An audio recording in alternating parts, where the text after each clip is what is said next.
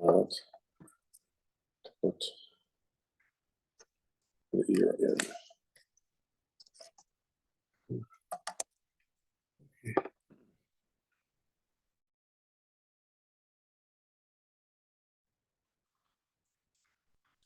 So, Bruchim Aboim, Likutey Moharan, Torah Ches, Chelik Beis. This is the Rabbeinu's last Torah. Torah Ches, Chelik Beis. Kanina, yeah. That's the last Torah that Rabbeinu said on the last Rosh Hashanah, 18 days before he passed away. And we went rather at length the story of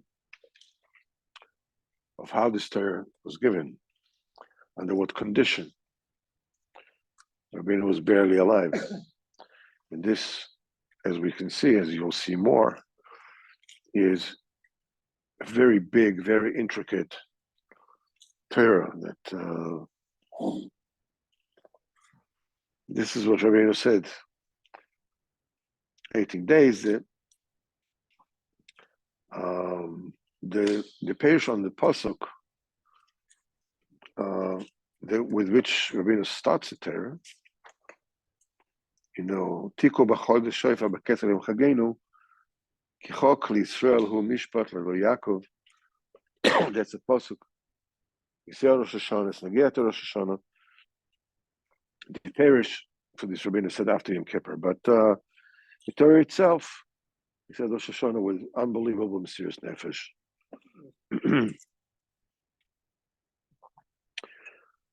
So we said until now that's the first Torah, that's the first part of the Torah. And before we go to the second part, which Rabbeinu builds a whole foundation, a whole great foundation, and only afterwards he comes back to this part, that explaining to this part that we're talking about in great depth. So we said that not every person is capable of giving teichacha, admonishing people, telling them what they did wrong. And the reason for it is because by telling people off, you're causing them to feel very, very bad about themselves. And that causes them, to feel the bad smell of the bad deeds that they did. Many times people are caught, putting their hand into the public coffers, different kinds of politicians, whatever. And when they're found out, sometimes they commit suicide. Why do they commit suicide? Because of the busha. What happens is that their actions, they actually smell the true smell of what they did, and they cannot live with themselves.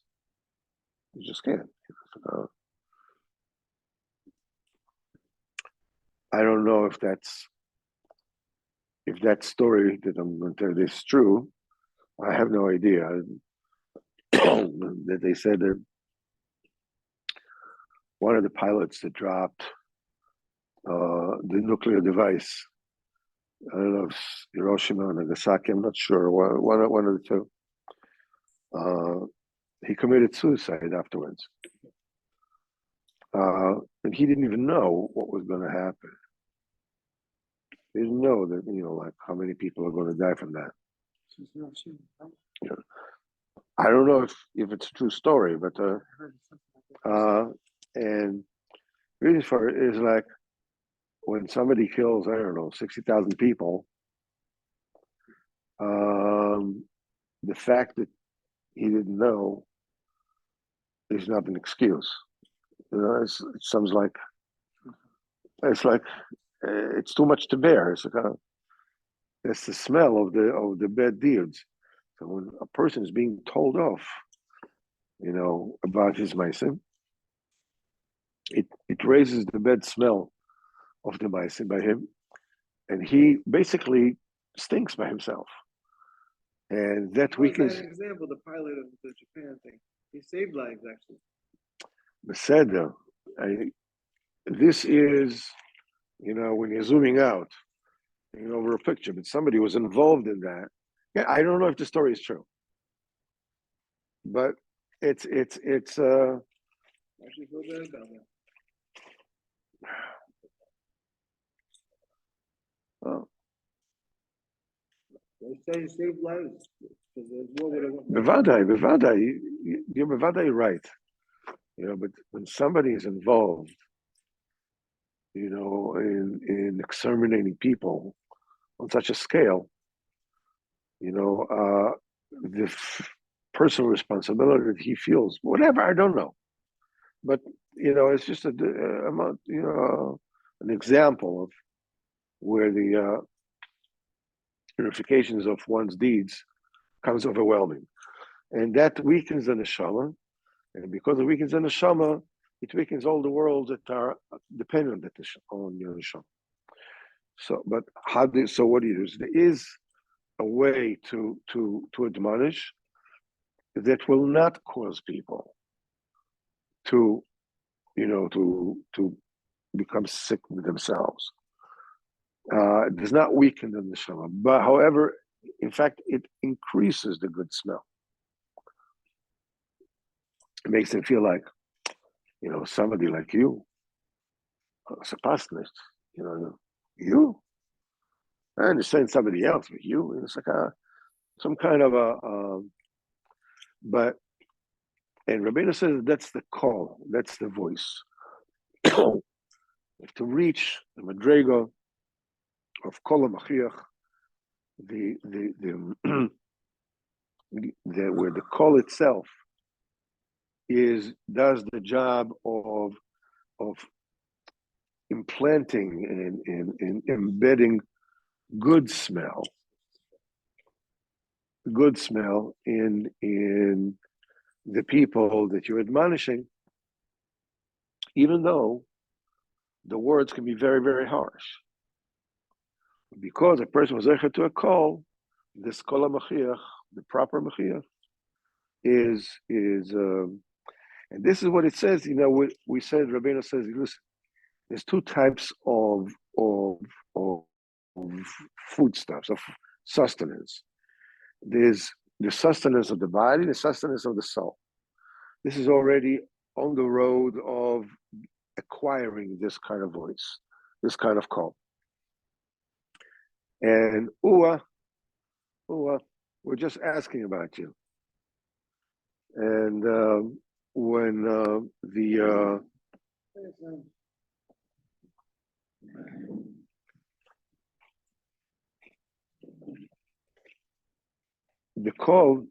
this call comes out, we said that this call is Pchinas Reach, that increases the good smell that people have. We want that when they are being admonished. He says this call is the call of Mashket God. That's the voice that waters the garden. Talking about Gan Eden. That it says and the river comes out of a very exalted place called Eden. And it waters the garden. Garden is the place where the neshamas grow. So Eden is the source way beyond, way higher. And that call is, and that reach that it gives them is in of freer. As we say, our Rishon says, when Kodesh Baruch Hu asked him, after the sins of eating from the Tzadas, Kodesh Baruch Hu says, "Where are you?" He says, "I'm Eskolcha Shamasi Bagan Vayira." I heard your voice in the garden, and I was afraid. Says the call is a yira. Call brings about yira. When the call is pure, when the call is, and for us to understand it's a little deeper, one of the problems that we have, let's just make a bracha.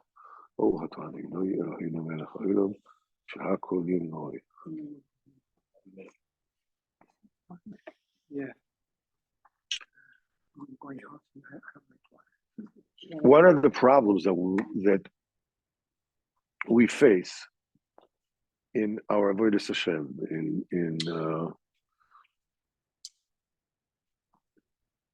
is the fact that even though we know what is happening, we know that we are literally on borrowed time in this world.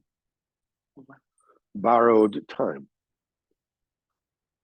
Our life here, it's on borrowed time every single day. When we're shedding another day. The Rebbeinu says a person basically dies every day. He dies that day that passed.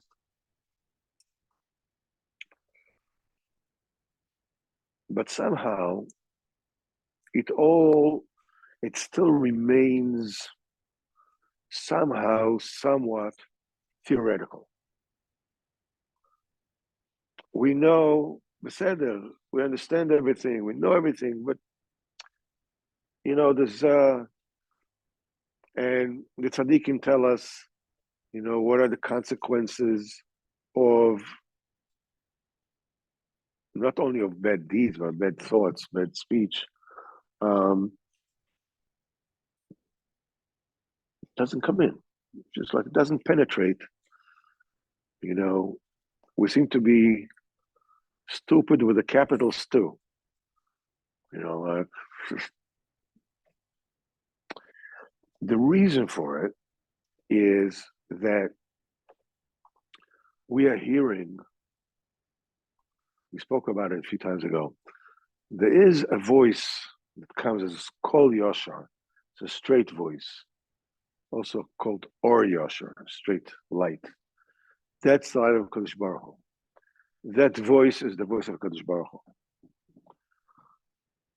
And that is called Yashar. This is where the Emes says 100%. That voice produces the year. When the voice is that clean, the voice is clean, produces year. That's what under Adam Arishan said. I heard your voice. I heard the voice of Kodesh Baruch Hu. I heard your voice in the garden, and I felt year. But the thing is that we are listening to so many different things, and all those things are kol chayzer. It's not the kol yashar. It's not the kol of Kodesh Baruch Hu. It's a kol chayzer that is being diluted, being refracted, and each time, the emes of it becomes less and less evident, and that's what we live with. So we know what the facts are. Then we hear that so and so became sick, with a catastrophic illness. And sometimes we feel we don't want to talk to him.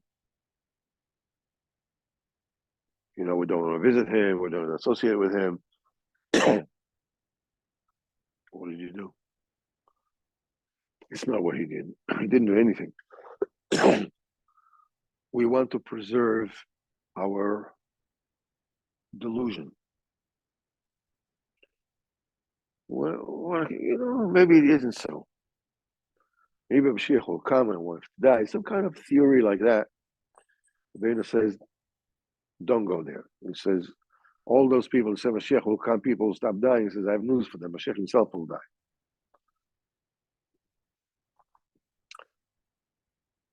But we realize that we're standing, that person is standing before the final proof of his, impending demise. And we refuse to give up our dreams. What can you say? At that particular point in time, is nothing means anything. It's like money doesn't mean anything. Nothing means anything, right? We don't. We're comfortable. We have our illusions, then we can play our games. That call is the thing that the kol haMachiach is the call that comes from a clean emes. It's the closest call to a or yosher, to a kol yosher, because it kol choshamati bagan va'ira. So it brings about here, and it brings about the good smell in Gan Eden. And it says that, and because there is, what happens is that the food that feeds the soul food, no pun intended, mazon nishma. There is, besides mazon the gufa and the food of the body, there is what you call the ekev, the heel of kedusha and the heel of tuma. The heel is that part of the body that doesn't feel anything, doesn't feel pain. It's very interesting. It doesn't feel any pain, but it's very, very sensitive to tickling.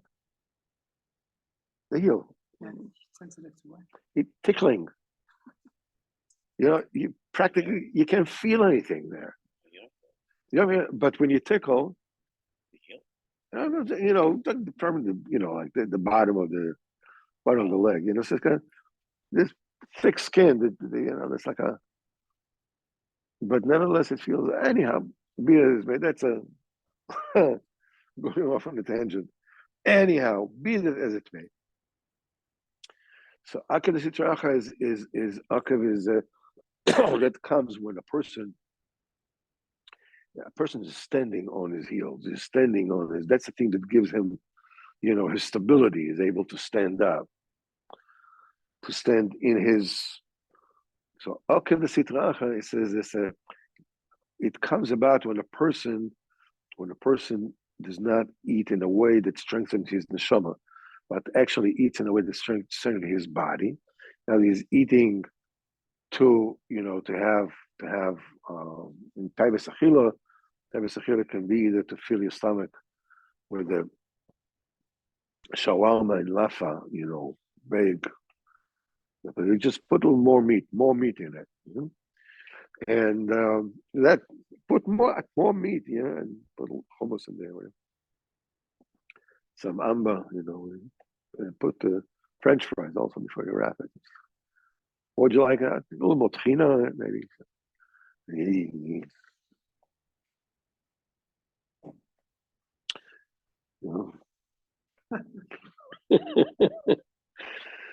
And some people, they won't eat, this kind of, but it has to be,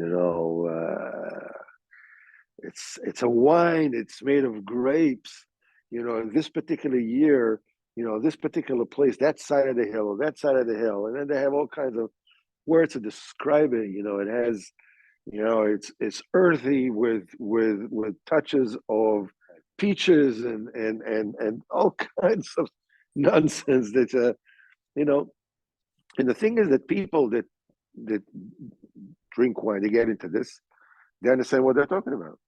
That's the more you get into it, the more you're maven in this. This is build the Akev the Sitra Achra.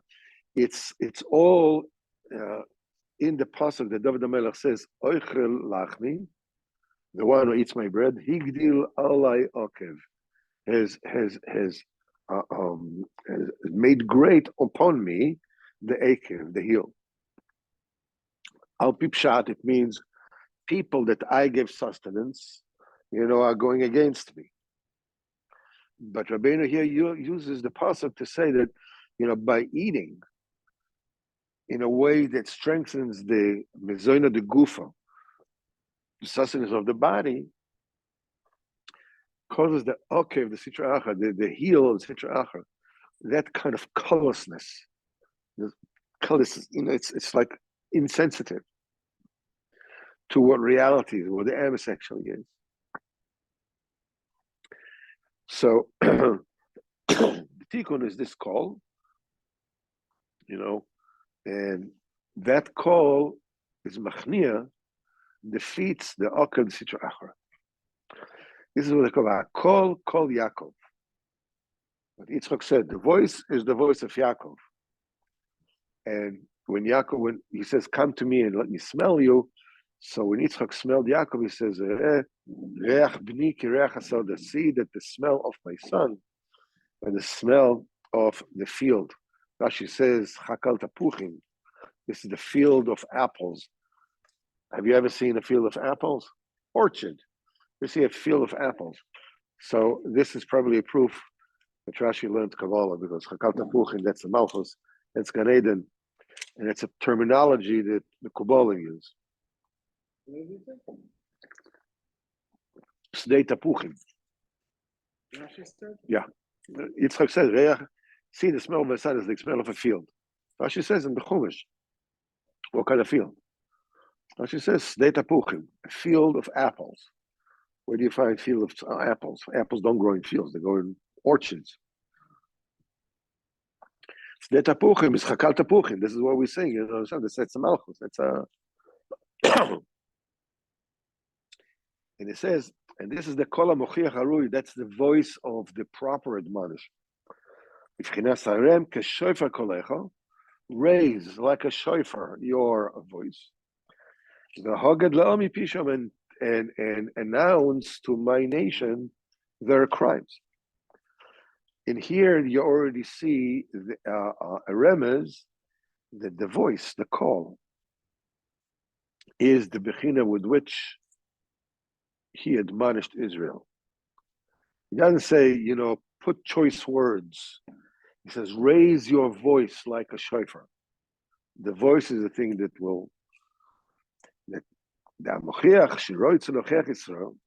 wants to admonish his Am Yisrael.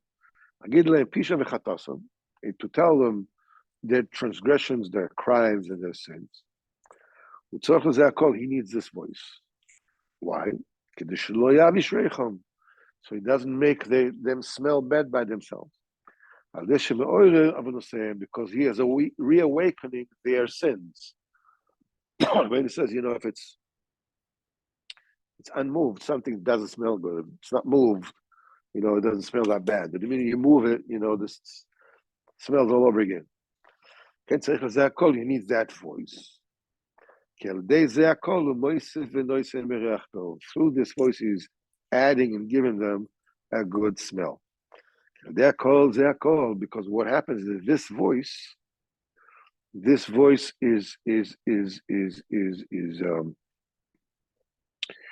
is growing all the good smells, like in Gan Eden, like the voice comes in Gan Eden. This is the voice that waters the garden.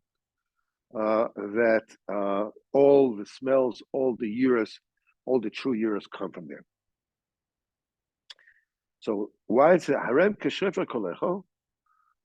Raise like shofar your voice and tell my people their sins, their crimes. Why dafka shofar? This is because of the quality of that voice. Why a voice? Why would a voice do that? Why would a voice have this kind of, maybe, you understand, it's true that you can say the same thing in many different ways, and the inflections are only in the voice. So you can see, you can ask somebody, what did you do? Or, what did you do? What did you do? What did you do? each time the impact of the same words is totally different. We can see the difference in the voice. That particular voice of the Mechuch Haroi is the Kol Shel Chesed, as Rabbeinu will explain to us. Yeah, this is the letters of the word Keshofer is Kaf, Shin, Pei, and Resh. Right? The voice that orders the guard, this Kol Yosher, this total emes, that's the voice of HaKadosh Baruch Hu, that we can hear only through when it reflects and refracts through other שהוא בחינת נער יוצא מהגן, זה בחינת כל הניגון של השיר שיסעור לעושי. That's the voice of that melody, that song that will come down in the future. He says, Shir L'Hashem Shir Chadash, in the future, we will sing to HaKadosh Baruch Hu a totally different song. We're singing songs now also.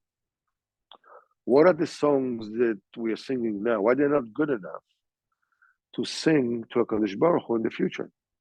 Why do you have to have Shir Chadash, right? A new song? Why?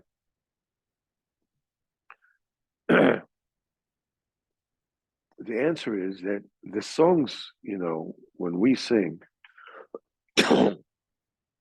today, or praise of HaKadosh Baruch Hu, these are the songs of whatever greatness of HaKadosh Baruch Hu we can perceive, right? The more we perceive the great HaKadosh Baruch Hu, the more songs we can, the higher the songs we can, so we can sing and so forth and so on.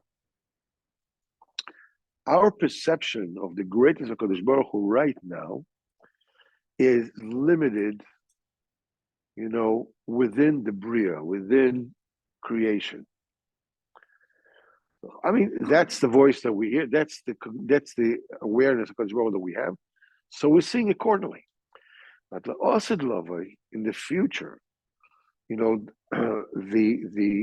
curtains are going to be, taken away. And we're going to see HaKadosh Baruch Hu without a star. It says that Zeh Keli Vanveo says that babies are going to point up to HaKadosh Baruch Hu. So Zeh Keli Vanveo, that's my Hashem, and I will praise him. They sang that on Yam Suf, because on Yam Suf the heavens open up, and they saw HaKadosh Baruch Hu beyond the Bria, beyond what can be seen in the Bria. So they sang a song that is beyond the Bria. That's the highest song that you could possibly sing while we're still in this life, was in this world. In the future, the curtains will be thrown open, and we'll see HaKadosh Baruch Hu without tzimtzum, the way HaKadosh Baruch Hu is. So then we will have to sing. We will sing a totally different song, because the songs are always the result of how much we perceive from HaKadosh Baruch Hu. When we will perceive HaKadosh Baruch Hu in such a great madrega, so there'll be a new song coming down. And that song is a song of chesed, a song of shekuloi chesed. And that song, it says that HaKadosh Baruch Hu is going to renew his world. Shir pashut koful meshulash meruba. That's a song that is simple, or double, triple, and quadruple. That denotes the four letters of Shem Havaya Baruch Hu.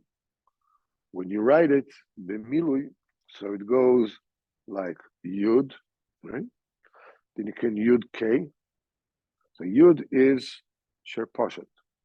Yud K is Sher Kofel, it's double. Yud K Vav is triple. Yud K Vav K is quadruple. That's the completion. Now, when you are going with Yud and Yud K, and Yud K Vav, and Yud K Vav K, and you take the gematria of all those letters, Yud is 10, Yud K is 15, Yud K Vav is 21, and you add it all together, it comes up to 72. 72 is the gematria of Chesed. That's gematria of Chesed. It's a call of Chesed, which means that Chesed is giving. When the voice has that kind of quality, this quality of total Chesed, those who will hear that voice, those who hear admonishment coming from this voice, realize, automatically they feel Yira, the real Yira, but they feel the Chesed in it. It's like when you're telling a kid, a small child that does something, it's like children have to be, have to put, boundaries to them. But how do you tell them? You don't tell them, you're the bad boy. You don't say that. It's not a tzaddik like you. It's like, that's a voice of chesed. There's chesed in the way that you're telling it to them. And this is all embedded in this word kashofer. Kaf, shin, pei, reish. Kashofer sheteves pashut, koful, shalosh, ravua. So harem kashofer, raise your voice, dafka kashofer, like that voice, which is pashut, koful, meshulash, meruba, a voice of chesed, and tell my nation their crimes. That's the call that Wharton's ordered, the garden. And dafka, when you have that voice, then you can actually admonish people and do good with it. Because the idea is admonishment is not about I got you. That's not what the admonishment is for. The admonishment is the karev, not the rachik. Not to push away, but to bring closer. V'zeh b'chinas moishchim olav chut shel chesed. They draw upon him a string of chesed. As we said, that the regular violin has 4 strings. The violin of David HaMelech had 5 strings. Keneged chamisha chumshei Torah. And that song, L'Osid Lovoi, is going to be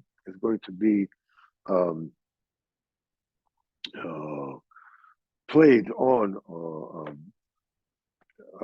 a kinnor of Nigol Shel on 72 strings. This is how the voice. That song will be played. L'Osid Lovoi. Well, this is Ramazan. This is a Moshchen, and it says that kind of string of chesed that is being drawn like you're drawing a string on an instrument. Let's talk about somebody who is able to admonish Hashem properly.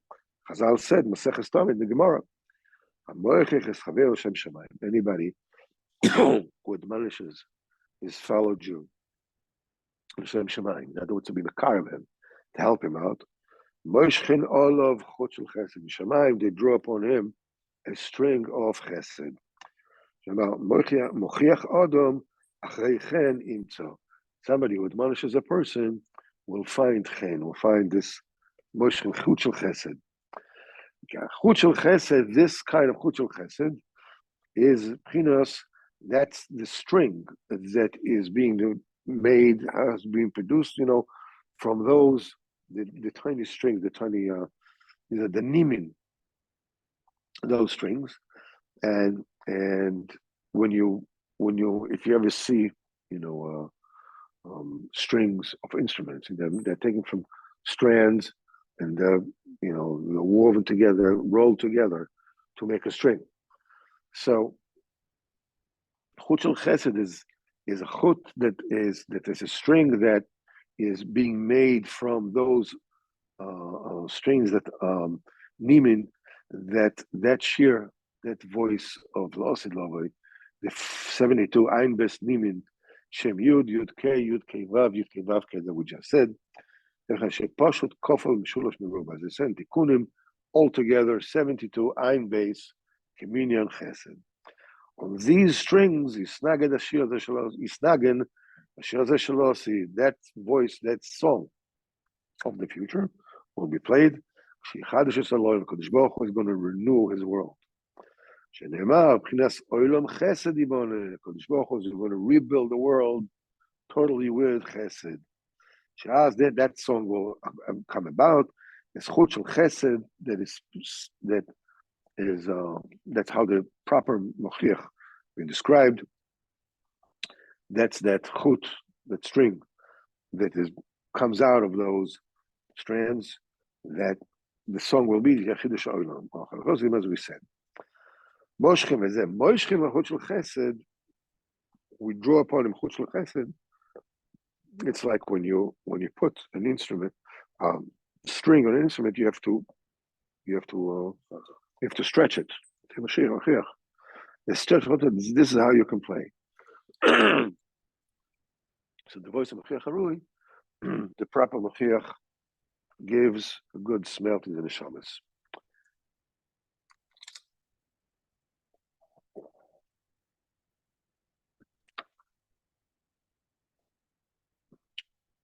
The main unit that I would like to sort of like speak about, take away from this, is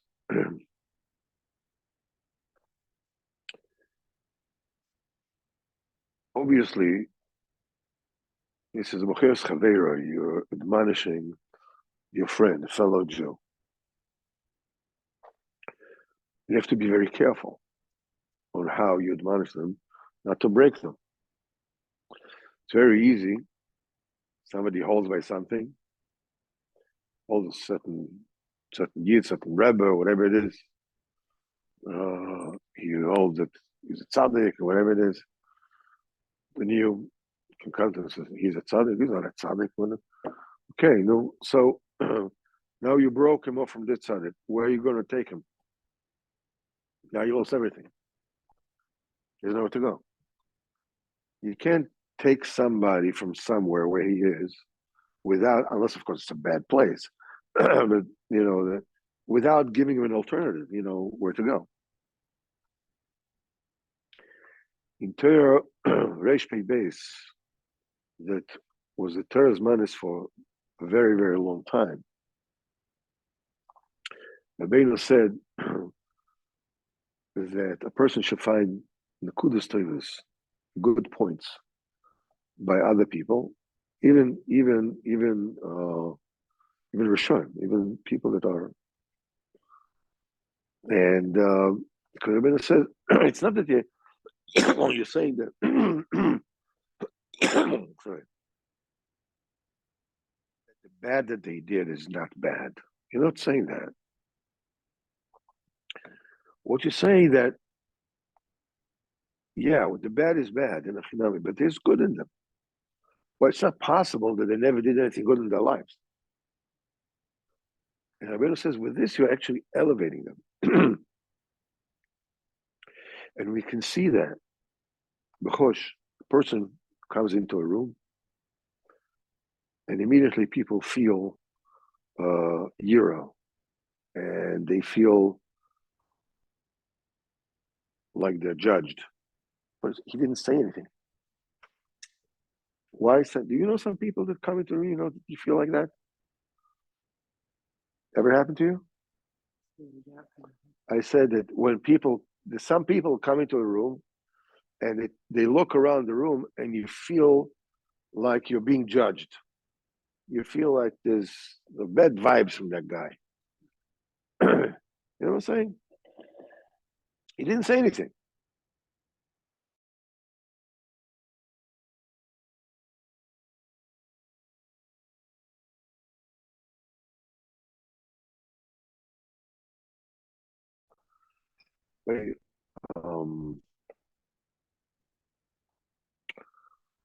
Looking around to see what's wrong with everyone. This one is this one is that. And by doing this, people already feel being put down. people feel put down. Rabbeinu says when you look at some nekudas Torah of somebody, it says you're elevating the lekav schus. The pshat is that that's the vibe. They feel the vibe from you, and it elevates them. It brings them up. In that Torah, Rabbeinu says, first of all, do it on somebody else, and then you do it for yourself. And then, it makes a song and so forth and so on. The nekuda is, why do you start with your friend and after you go with yourself? The reason is that many of us grew up in an environment where we were judged constantly.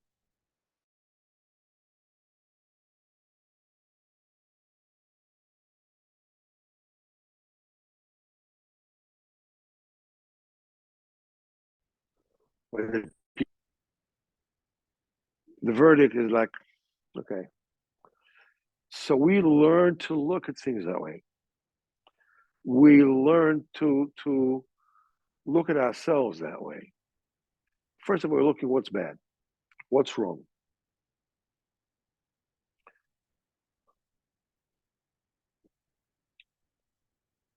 The first thing we need to do is to learn how to look at the good. And it's easier to look for good by others. Because by myself, as they say, but when a child is very young, they tell him what he is, and then he lives the rest of his life proving that that judgment was true. The bad boy, okay, the rest of the life I'm going to be bad. Whatever the case may be.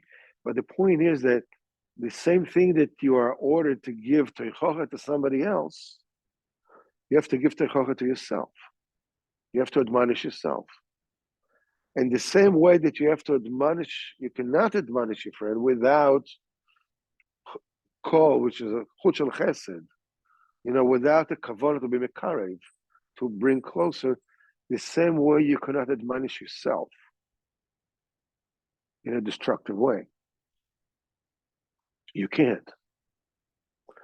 The first thing you need to do, you need to judge yourself favorably. The best way to do it, Beno says we need to judge ourselves every day, right? Right now, let's make a judgment. The best way to do it is you're coming to a mishpat. Rabbi Yitzchok, Zecher Tzaddik Livrocha, used to say, a mishpat can never happen without three parties. That's the prosecutor, that's the defense, right? The advocate, and the judge. When you come to judge yourself, if you start to say, I'm this, I'm bad this way, don't do it this way. You'll just break yourself. What you do is, you say, okay, I'm coming now to judge myself, everybody should learn, before you. First of all, I'm going to give the prosecutor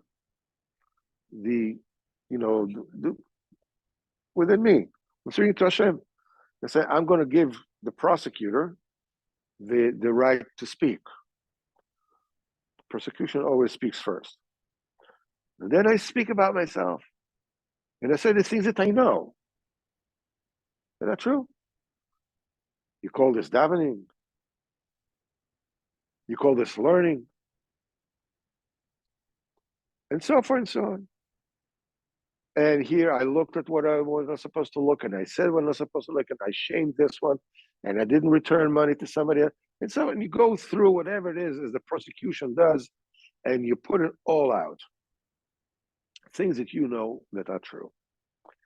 And then you say, okay, we heard the prosecution. Now, let's hear the defense. And you're starting to come up with what the defense is saying. And let's say the defense is, what do you say, that I'm not davening properly? Okay, I'm like, I don't know, I'm davening the best way I can. That's where I'm holding. So the person says, how dare you? This is in front of Kodesh Baruch Hu. How can you say that that's where you're holding? Excuse me. I didn't talk when you were talking. Don't talk when I'm talking. This is the madrega that I'm holding. If I was in a high madrega, I would daven a lot better. Rabbeinu said that, if you let a deceased daven, you'll see a davening. Because he already knows the truth. I'm trying. I wish I was better. I'm not. And here and there, whatever it is, and you come up with all, and the prosecution, of course, says, objection, objection, objection.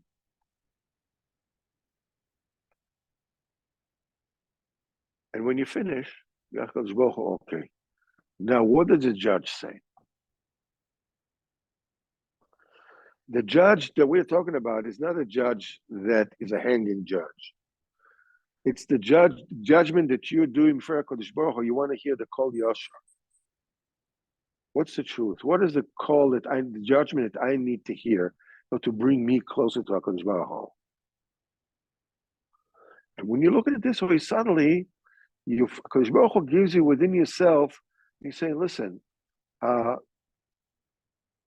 there's a lot of truth on both sides. Okay? And HaKadosh Baruch Hu gives you a ha'ara in your mind, either to say, listen, I'm sorry, this cannot go on. And you come up with what it is I'm going to go, or, maybe you do this, maybe you do that, whatever like a judge says, that's the way a person should judge himself. There should always be the prosecutor runs in no matter what you do. The defense, we say, wow, chutzpah to defend myself? What are you talking about? What a chutzpah it is. Kodesh Baruch Hu knows that any judgment has to have prosecution, defense, and a judge. The judge is impartial, the judge is Kodesh Baruch Hu, and the judge is the thing that's supposed to give me the voice of to judge myself properly, not to cheat myself and give myself leeway where leeway is not supposed to be. On the other hand, not to allow myself to admonish myself in a way that's going to break me down. It's only going to push me away from Kodesh Baruch Hu. It's only going to create damage. That Hashem. This is the unit of Chesed. Ultimately, what we need to hear is a voice of Chesed. We need to hear what we're doing wrong, because otherwise we're not going to change. But we need to hear it in a way that is loving, that the way that is mekarev, the way that brings us closer. And this can only be done when we are able to be mochiach properly. The way to do it is the way that Rabbi Yitzchak said, that Hashem would be zoichev, that Hashem to be mochiach ourselves, judge ourselves favorably, find good points in our friends and in us. But get into the habit of seeing good. It's a lot harder than, you know what I mean? To see good, seeing bad, what's wrong with everybody, that's the easiest thing in the world. I say, well, what's good with them? There's something like, do an exercise with yourself. And it's like, you see somebody, you say, look at him, look at him, look at him, look at him now. Stop. I'm not moving until I find something good in him. I remember I was in Borough Park once. It was during the 3 weeks. And a guy, I think it was even the week of Tisha B'Av, Shavua Shechalba. A guy was standing in a car. When that time it was before cell phones. And then the car doors were open, blasting music. The guy was speaking on the phone, on the payphone. The doors were open. The music was cranked up, to the max. And I passed by, and of course, You know, right? Shavuot Shechal, but look at it. The guy was wearing yarmulke. He was wearing a kippah, you know. And I would learn this Reish Pei Beis. And I said to myself, stop now. Find the Kudus Chos by hand. You're not going to move ahead one step until you find a Nekudas Chos by him. First Nekudas Chos is he's obviously in a great deal of pain. The doors are open in order to shove this in everybody's face. You don't do this unless you're in pain. Right? It's a rebellious thing. It's just like, so this, first of all, he's reacting out of pain. That's point number one. Point number two is he may be doing something which is whatever it is has to do with his feelings towards authority, parents, whatever. I don't know what it is, but he's still wearing his kippah. He's still wearing his kippah. You know, there's a story that they say that's running around, it's going viral, as they say, that a Chassidish boy told his father, listen, I decided to go off the derech. What? Yeah. That's it. I don't want it. I'm not interested. I don't want to go free. I want to do whatever it is I want. I don't want this. I said, what are you talking about? Yeah, Shiva Bocha, very soon you're going to get married. He says, I don't want. Forget about it. I want to go have a good time.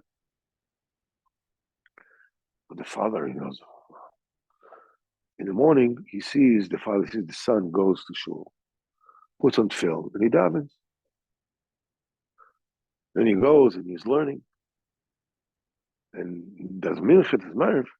He says to his son, I don't understand this.